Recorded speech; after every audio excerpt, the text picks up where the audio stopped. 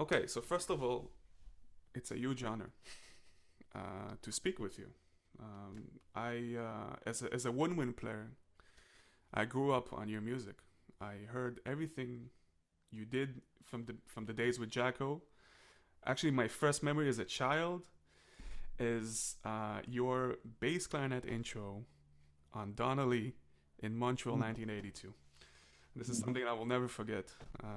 That was my first encounter with even seeing a bass clarinet and hearing the possibilities. Uh, that stays with me since it stayed with me and still is. And I, I followed the Yellow Jackets. I heard everything you guys did and still do. I heard your solo albums. Um, I'm super curious. Um, from a player's perspective, what are your thoughts about the Iwi in general? Like, how does it? Why did you pick it up?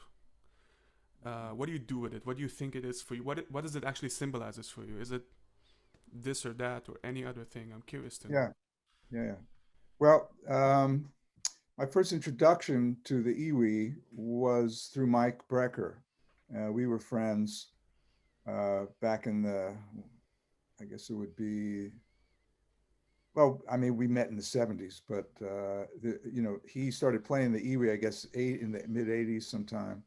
Hmm. And at the point when Akai commercialized this instrument, I guess, Niall Steiner, of course, Of was course. the inventor and originator, and he then had some agreement with Akai. They started selling the EWI 1000 with the 2000 module, Right. and so they were in the stores, but apparently not that many people were buying them. Hmm. And so Sam Ash in Manhattan had this blowout sale. I think for $100, I got an EWI 1000 and 2000. And I was very taken by the way Mike played the instrument, of course. Um, so I thought, well, hey, why not get one and do a little experimenting? So I took it home. It was kind of cool. The factory sounds were pretty terrible. They didn't respond well. They didn't sound that great. So I was a little leery. It's like, well, I'm not sure what all I would do with this. Hmm. And then, I think uh, it went, actually, the instrument went in the closet and it was in there for a couple of years, and I just sort of forgot about it. And then in 1990 I joined the Yellow Jackets, and actually I didn't join the Yellow Jackets. I was invited to play on a record that was called Greenhouse. Hmm.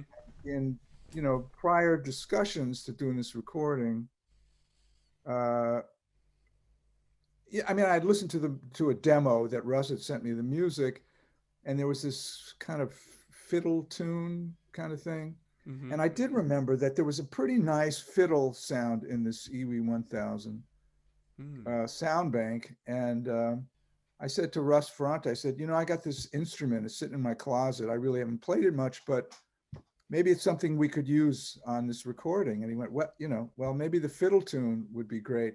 And boy, was I regretted ever offering that, because it was this. In fact, I'm going to play a version of that in a minute. Oh. You'll hear what I'm talking about, but it was very technically demanding, and it was not a good first outing for Hmm. somebody who had never played that instrument, to go into a recording studio and have to play this fiddle melody where it was pretty much nowhere to breathe, and it was just nonstop, 16th notes at a very fast clip. Anyway, it started there.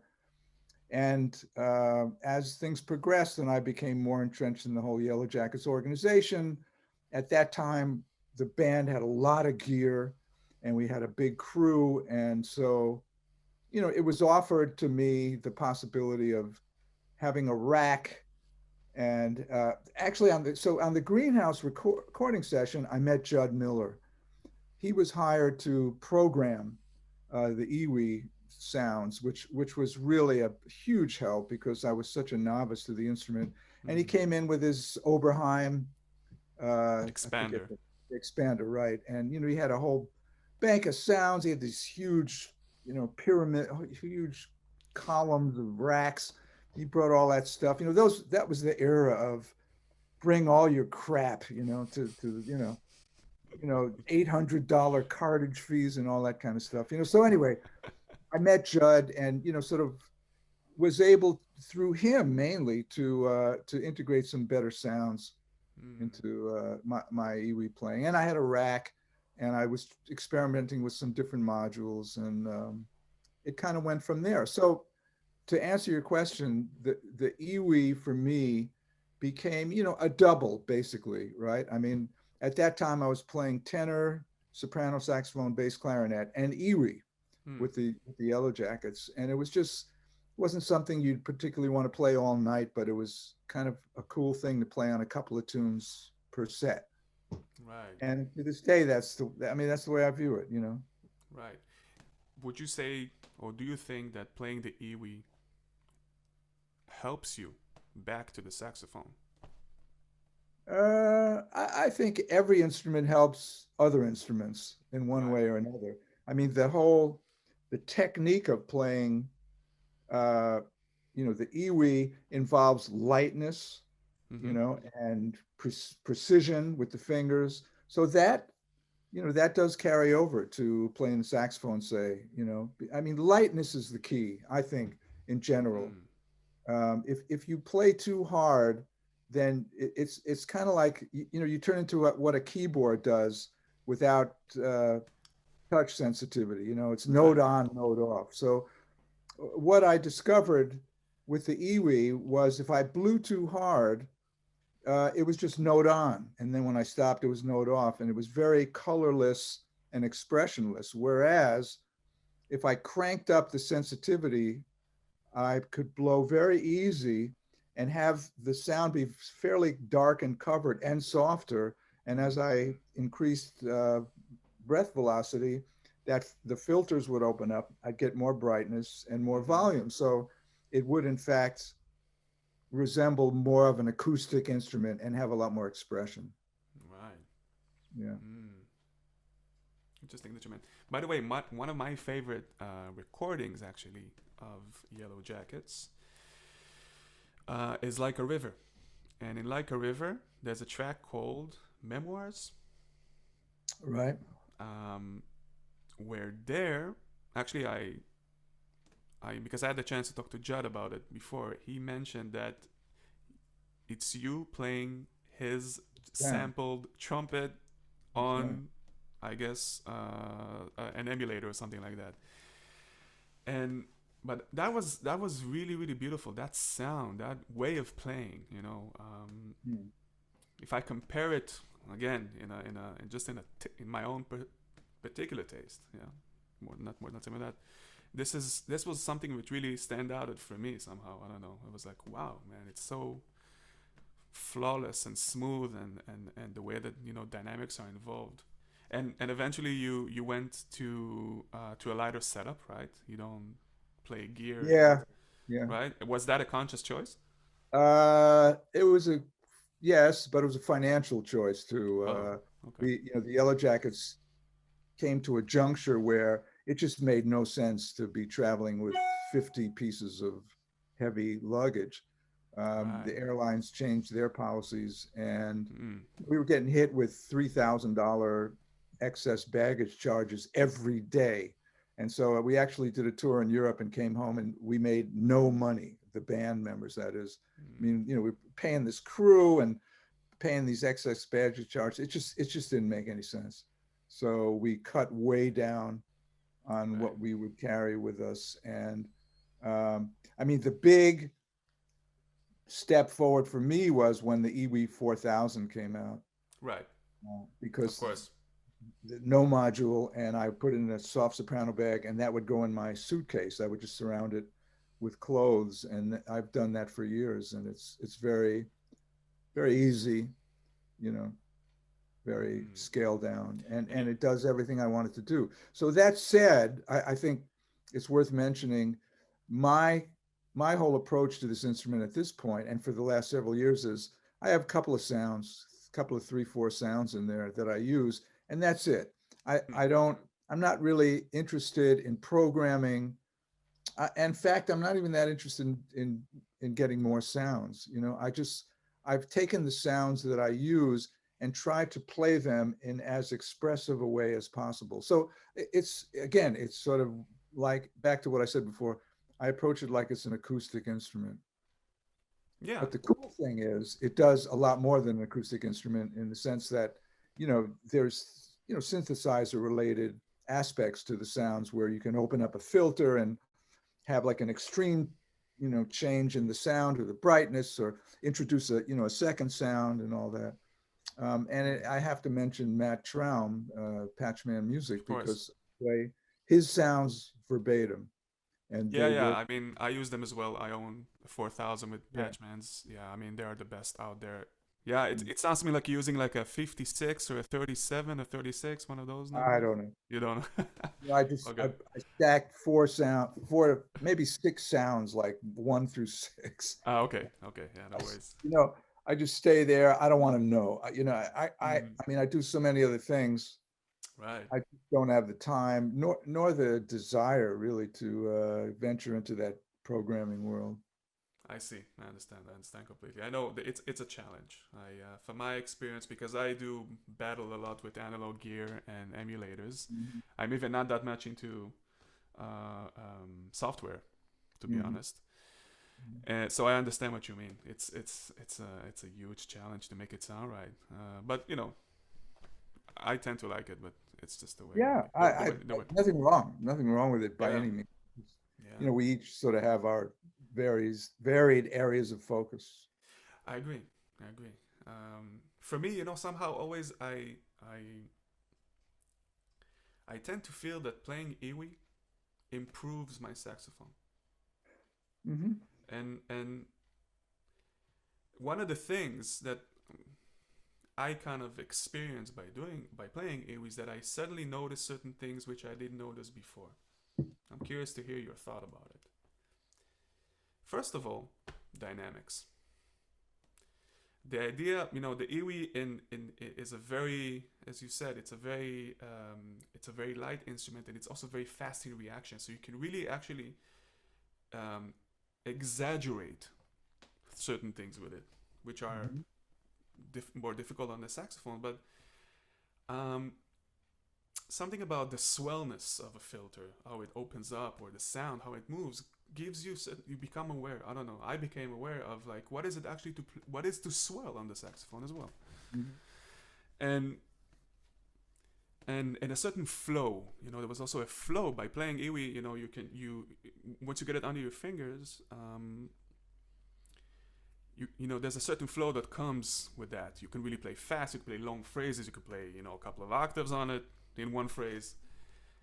Um, and especially if you put it in a jazz context, then playing tunes and stuff, man, it's for me, it's suddenly like I was able to enrich my language by not thinking too much about physicality of a horn, but like really just challenge my ears, challenge my mind. Yeah, Um, yeah. Well, yeah, that's a big focus of saxophone playing, to me, is expression right. and variety. And long before I got to the iwi, that was Mm, something I really spent a lot of time thinking about and working on with the saxophone. Just variety of dynamics, shading, color, articulation, all those things contribute to expression.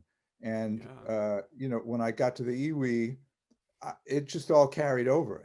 But it was sort of a different scenario, and I had to find different ways to facilitate that level of expression on the iwi. And one very important aspect of that for me was legato didn't come naturally. I mean, particularly when you're changing octaves with that roller, mm-hmm, there was the tendency to glitch or have a little gap between the notes. So right. what I found I had to do was articulate a lot, but in a very legato way, right? So I'm going da da da da da da da da da da da da, and that for me facilitated connection and legato. If I didn't articulate and just played all slurred, there was the tendency to glitch a lot more. So I see. And it kind of fell into line with my concept on the tenor anyway, where I articulate a lot in a lot of different ways, right?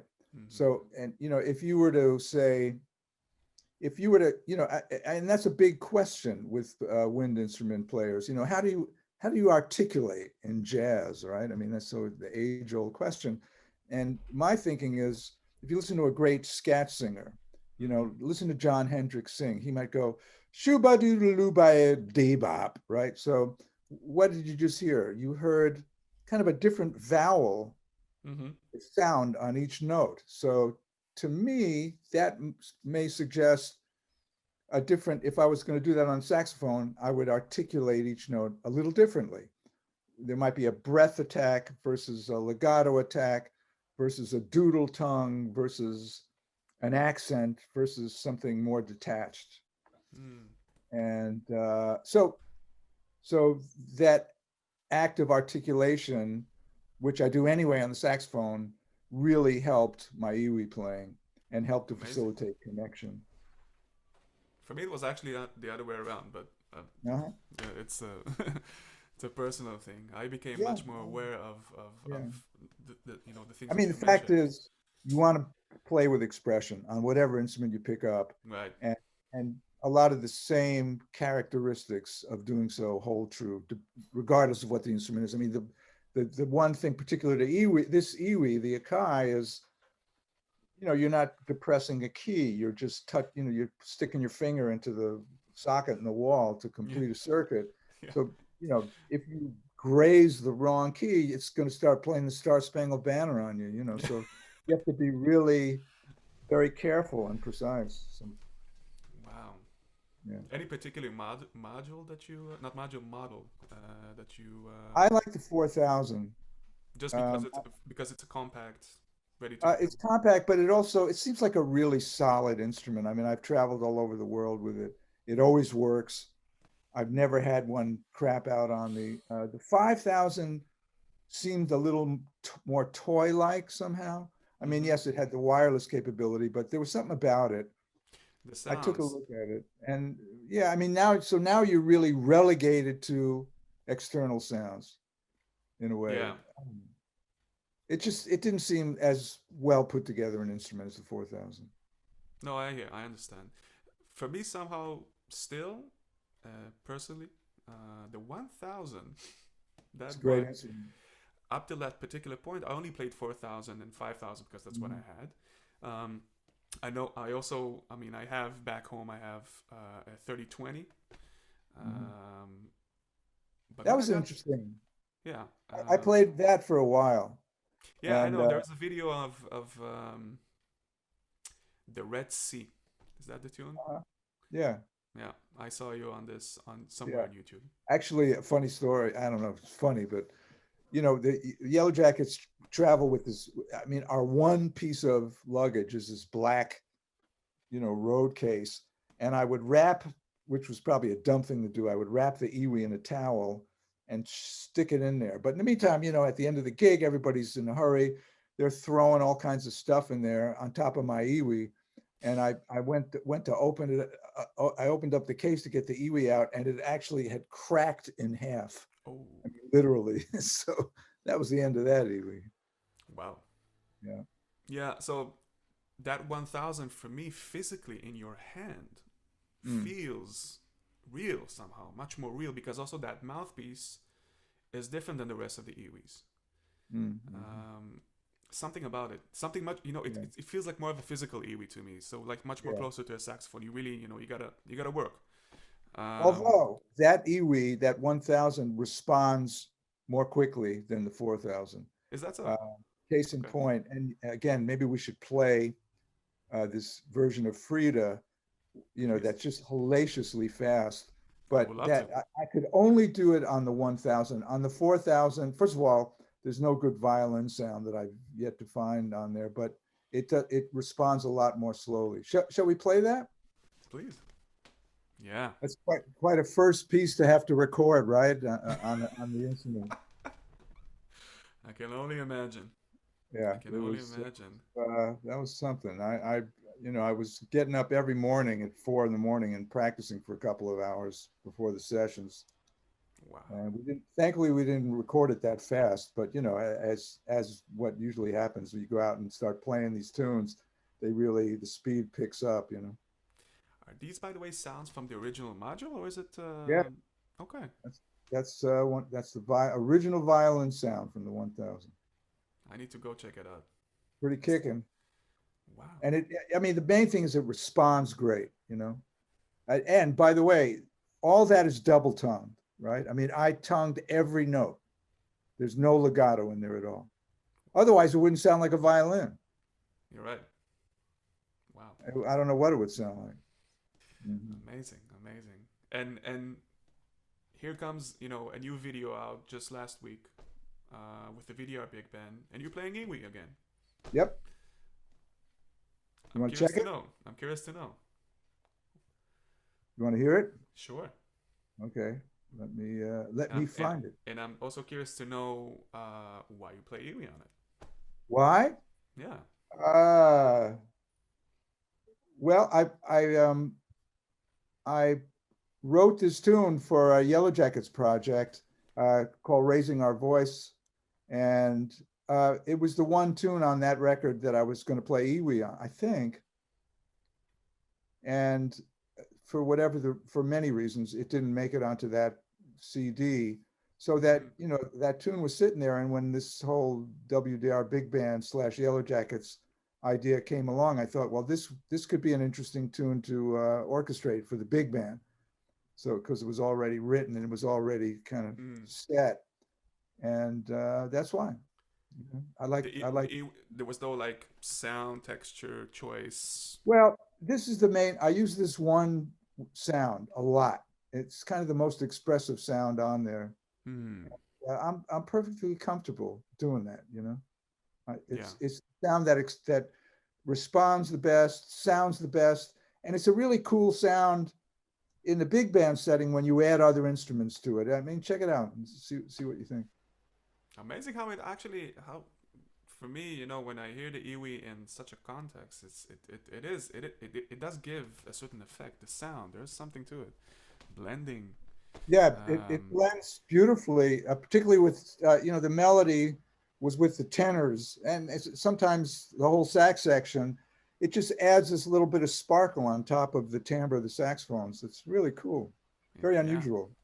yeah, yeah. It's yeah. I mean, and I think that's a good example of how you can take a synthesized instrument and integrate it into an acoustic setting in a way that's very complementary and Mm, works well, I think. I I mean, agree. and I think really the Yellow Jackets are one of the premier bands that integrate electronics into with acoustic elements in a way that's very organic and Yeah. I agree. I agree. yeah. I agree. And I I think. think the other thing, sorry, the other thing worth mentioning is just this long-standing relationship we have in that band allows the music to be so very cohesive, and particularly when somebody's soloing, it's almost like it's not a solo. It's almost like an ensemble passage, right, where everybody is so attuned to one another, and particularly as an iwi or saxophone soloist, I'm very cognizant of leaving space so that I'm really attuned to what the other guys are playing. And so Mm, you get this amazing interplay and conversation going on in the music that doesn't always happen. But again, with long-standing relationships, sure. it can be really profound. And also, I think just the fact that a lot of today's music is very intense and very dense. There's not the same. Not. I mean, I'm being too general probably, but I don't hear the same level of transparency where this level of interplay can happen, with sort of Mm, call and response and really sort of one idea leading to somebody else's idea and so on. wow. I saw you in Amsterdam. I think was it last year? You came and did a project with a big band, or an Oh, at the orchestra and a big band. conservatorium, yeah. I did a bunch. I Uh, played with the orchestra there as well. And And yeah, there, I did I see it with a 5,000 there? Could it be? no, no. No. Wait a minute.